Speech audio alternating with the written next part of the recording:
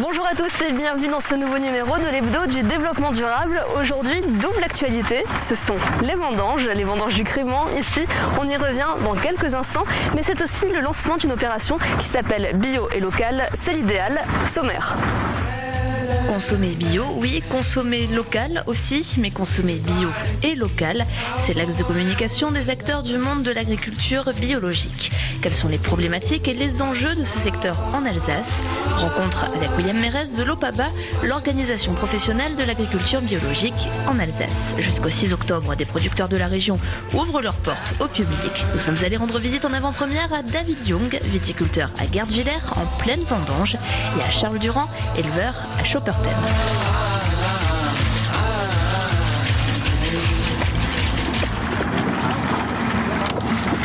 Voilà, dans l'hebdo du DD aujourd'hui, on apprend à faire les vendanges du Crémant. David Young, je vous interromps. Montrez-moi alors comment on vendange. Voilà, donc on a un seau, on a un sécateur et on cherche le pédoncule et on va le couper. Voilà, donc on le coupe, on le met dans le seau. Après le seau, il va aller dans le bac jaune qui est à côté de vous. Ici. Dès qu'on l'a trouvé, c'est facile. Voilà, bim. Au début, il faut le trouver et après, ça va tout seul. Il n'y a aucun problème. Alors, ce crémant, ce raisin, il est cultivé en agriculture biologique, donc ça veut dire que là-dedans, il n'y a pas de pesticides.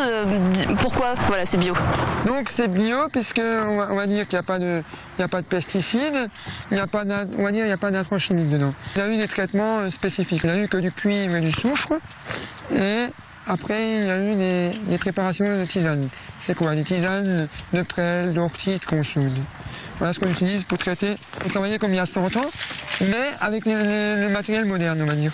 Donc le matériel moderne, c'est le tracteur, c'est le pressoir, on va dire, c'est plus manuel, et il y a plein de choses comme ça. Donc. Vous êtes installé depuis 2005, vous avez fait le choix de vous installer donc en naturel, en bio, pourquoi? Ouais, parce que moi, c'est déjà depuis très longtemps que je suis dans le côté bio. Pourquoi? Parce que quand j'étais petit, j'étais malade aussi, et on m'a traité avec l'homéopathie. Ça a bien marché pour moi. Mais la plante, on la force à mettre des produits chimiques. J'ai dit, c'est pas bien. On va la laisser s'exprimer tout seul. Donc, on va faire comme l'homéopathie, on met des tisanes. C'est de ce fait-là que je me suis converti vers le bio. Et mon père n'était pas très loin. Il avait 2-3 petits trucs à changer. Et pour lui aussi, c'est mieux pour la santé des viticulteurs, on va dire. C'est surtout ça qu'il faut attention à la santé des viticulteurs. Comment on voit qu'une vigne est bio? On peut le voir au niveau du pied. Il y a des plantes qui vont pousser. Et les plantes, c'est des mauvaises herbes pour les viticulteurs. Non bio, mais pour les bio, c'est plus des mauvaises herbes, c'est des plantes indicatrices de la faune et de la flore. Pourquoi? Ils vont nous expliquer à quoi ça sert. Alors, s'il y a certaines plantes, le sol il est maltraité. S'il y a d'autres plantes, ça dépend des plantes qu'on a. Et à partir du mois de juillet, on va laisser enherber le sol. Pourquoi? Pour qu'il n'y ait pas trop de réflexion de la chaleur sur le sol. Étape suivante, donc une fois que tout ça est récolté, amené dans le tracteur, donc c'est la vinification chez vous. Ouais. Donc là aussi, voilà, pas d'intrants chimiques, tout se fait naturellement. Depuis 2012, il y a une charte qui est sortie, une charte de vinification. Donc c'est plus le raisin le raisin issu de raisin en agriculture biologique, mais ça s'appelle vin bio, on peut mettre. Donc aussi en cave, on fait la même démarche depuis 2012 pour tout le monde, hein. C'est européen. On a une démarche spécifique où ils nous disent voilà ce qu'on a le droit de faire, ce qu'on n'a pas le droit de faire. Vous disiez on est à maturité aujourd'hui, c'est le moment pour récolter? Oui, c'est le moment pour récolter la maturité. Alors comment on le voit? Alors je vais vous prendre une petite baie, je vais vous l'ouvrir. Voilà, vous voyez, on a des pépins. Là je vais vous montrer. Voilà, on a des pépins, les pépins sont bien bruns. Et la pulpe, elle est enlevée. Notre actualité, en plus des vendanges, c'est l'opération bio et locale, c'est l'idéal. On en reparle dans quelques instants, mais donc vous y participez. Samedi, vous ouvrez vos portes, qu'est-ce qui va se passer? On va commencer vers 9h avec une petite promenade. On va voir les vignes, je vais expliquer un peu aux gens. Dès qu'on rentre chez nous, on va se mettre autour de table un peu, on va discuter. Et après, on va avoir un petit repas bio. Après-midi, on fait la même chose, on va dans la cave, on refait la même réflexion. Donc on va faire le tour, on va leur expliquer comment ça fonctionne. Et après, il y a à nouveau une petite conférence. Merci de vos explications. Tout de suite, on reste donc sur cette opération bio et locale. C'est l'idéal. Nous allons rencontrer le porteur du projet à l'OPABA.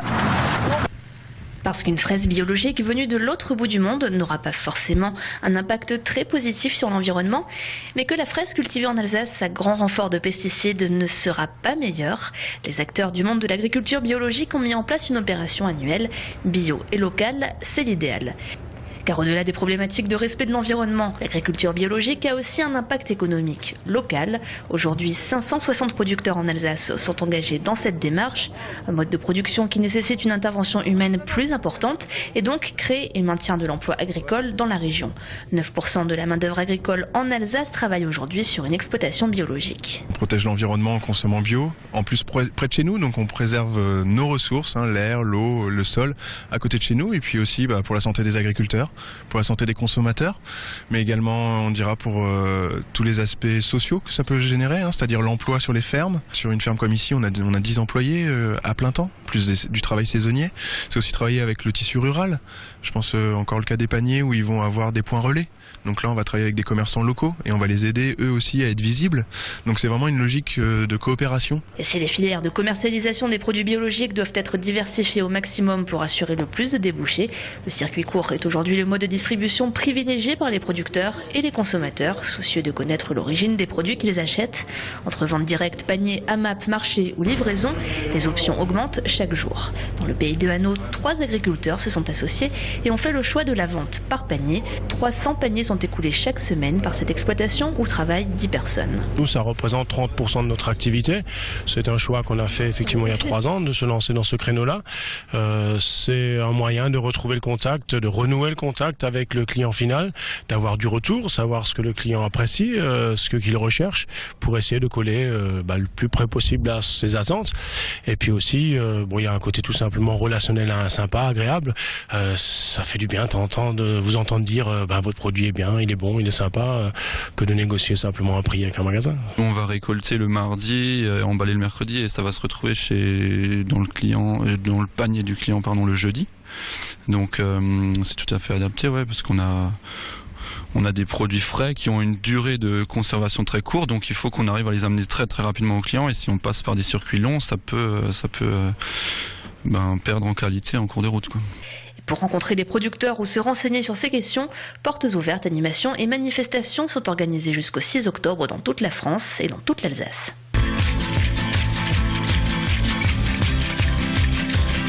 Des vignes, on passe au cochon. Et oui, mais on reste dans le bio.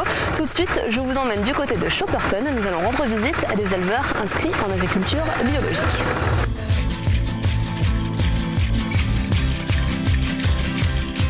C'est l'heure de la soupe pour ces 2 petits cochons, habitants de la ferme du Vieux Poirier à Schopperton, ou l'heure de la paille plutôt, et ces cochons sont plutôt difficiles. Leur régime est exclusivement naturel et bio. À la ferme, ils vivent une existence paisible, faite de chasse au ver de terre, de boue et de jeux en plein air. Bien-être animal, accès libre à l'extérieur toute l'année et alimentation bio, 3 points fondamentaux du cahier des charges d'un élevage estampillé agriculture biologique. Et leur exploitation, Charles et Lauriane ne la voyaient pas autrement. Installés ici depuis le début d'année, ils mettent le respect de l'environnement et le bien-être animal au cœur de leurs priorités. Gage pour eux d'un produit de qualité. L'idée, c'était de produire vraiment de bons produits, et de bons produits, il faut du bon cochon. Le bon cochon, hors l'agriculture biologique, c'est pas possible d'en faire autrement, quoi. Il faut qu'il ait du muscle, il faut qu'il ait le temps de se développer, qu'on le pousse pas trop et qu'il soit heureux. Et là, je pense qu'on a un bon cochon. On peut le voir derrière nous d'ailleurs. On cherche pas la performance, donc on part sur une croissance à peu près de 8 à 9 mois par porc, contrairement à un élevage industriel qui est entre 5 et 6 mois, quoi. L'élevage biologique de porc, un mode d'exploitation qui impose aujourd'hui la vente directe car il n'existe pas encore de filière de distribution et de transformation spécialisée. À l'éleveur donc de se créer son propre débouché. L'avantage de faire de la vente directe, ça nous a permis aussi de ne pas rechercher la performance. Comme on valorise nous-mêmes nos produits, on n'est pas des porcs standardisés. Et voilà, s'il y en a un qui est un peu plus gros, un peu plus petit, voilà, ça conviendra toujours à la transformation.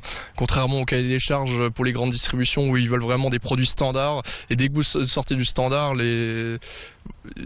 de suite le prix chute et vous êtes déclassé, quoi. L'ensemble de la production de la ferme est vendue en direct et transformée sur place. La moitié de la semaine, Charles et Lauriane changent donc de tablier.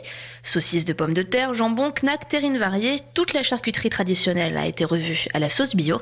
Et pour écouler sa production, le couple a donc multiplié tous les types de ventes directes. Un magasin à la ferme, un marché bio tous les derniers samedis du mois et même la livraison à domicile. Dans les petits villages, il n'y a plus rien du tout. Et là, le but, voilà, c'est que les gens puissent venir acheter leur nourriture produite par le paysan du village, sur une petite ferme du village. Ouais, ça devrait exister partout, dans tous les villages, des petites fermes qui font de la viande, du fromage, enfin, qu'on puisse nouveau comme avant tout trouver près de chez soi, quoi. Alors c'était surtout d'abord au départ vraiment acheter des produits de la ferme, voir comment les animaux vivent, et maintenant le consommateur il est encore plus loin, c'est vraiment acheter du produit bio, être sûr que ok la viande, l'animal a bien vécu, la viande est bonne, mais les épices, tout le reste qu'on utilise, c'est bien produit et c'est bon pour eux, quoi. À l'occasion de l'opération Bio et Local, c'est l'idéal. La ferme ouvre ses portes au public samedi avec visite de l'exploitation, pique-nique musical et jeux pour les enfants. Bientôt la fin, mais tout de suite, élémentaire.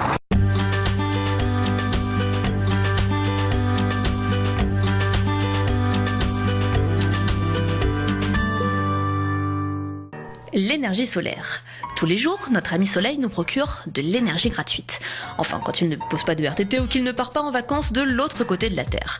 Bref, pour faire simple, cette énergie, ce rayonnement solaire, quand Monsieur Soleil daigne nous en faire profiter, elle peut être récupérée par des panneaux solaires dits photovoltaïques qui la transforment en énergie électrique. Le courant produit est un courant continu, transformé en courant alternatif grâce à un onduleur. Alors si l'on met des panneaux sur son toit, on peut donc la revendre au réseau et même gagner un peu d'argent. En plus, cette source d'énergie est inépuisable, propre.